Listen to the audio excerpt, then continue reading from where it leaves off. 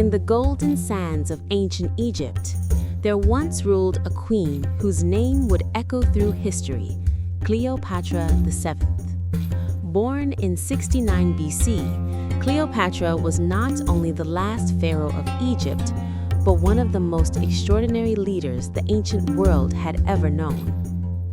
Unlike many rulers of her time, Cleopatra did not depend solely on beauty or wealth to secure her power. She used her mind.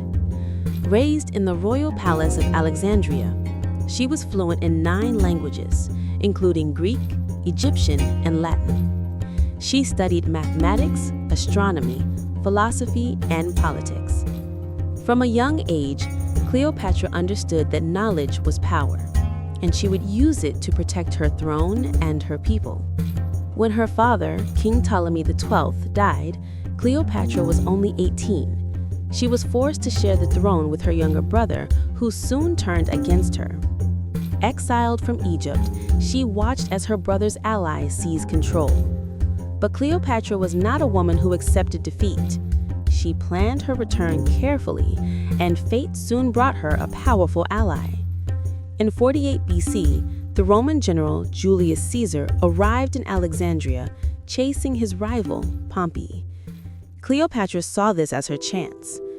The young queen secretly entered the palace rolled inside a carpet, a daring move that would change history. When she was unrolled before Caesar, her charm and intelligence captivated him instantly. Their alliance was both political and personal. With Caesar's support, Cleopatra reclaimed her throne and restored stability to Egypt.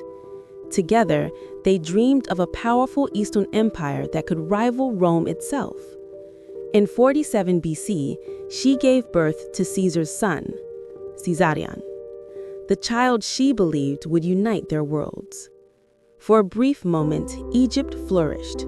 Trade grew, cities prospered, and Cleopatra ruled as a goddess queen, adored by her people. She rebuilt temples, supported science, and studied the stars, continuing the ancient Egyptian tradition of combining religion with knowledge. But peace in Egypt meant growing suspicion in Rome. When Caesar was assassinated in 44 BC, Cleopatra lost her greatest ally. Yet she refused to fade into history.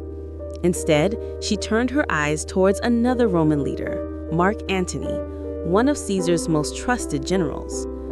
Their meeting in Tarsus became legendary. Cleopatra arrived on a golden ship, its sails scented with perfume, its deck covered in rose petals. Antony was captivated, not only by her beauty, but by her presence, her confidence, and her intelligence. What followed was one of the most famous romances in history, but it was also an alliance of strategy and survival.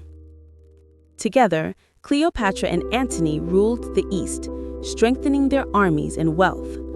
But in Rome, Octavian, Caesar's adopted son, saw them as a threat to his power. War was inevitable. In 31 BC, the Battle of Actium decided their fate. Octavian's forces crushed Antony and Cleopatra's fleet. Defeated and betrayed, they fled back to Egypt knowing their empire was lost. As Octavian's armies closed in, Antony fell on his sword, dying in Cleopatra's arms. The queen, proud and unbroken, refused to be paraded through Rome as a trophy. She chose to end her life on her own terms. Legend says she allowed a venomous asp to bite her, a final act of defiance. When Octavian found her body, she was lying peacefully on a golden couch, dressed as the goddess Isis, the symbol of eternal power. Cleopatra's death marked the end of an era, the fall of Egypt's last pharaoh, and the rise of Rome's empire. But her legacy endured.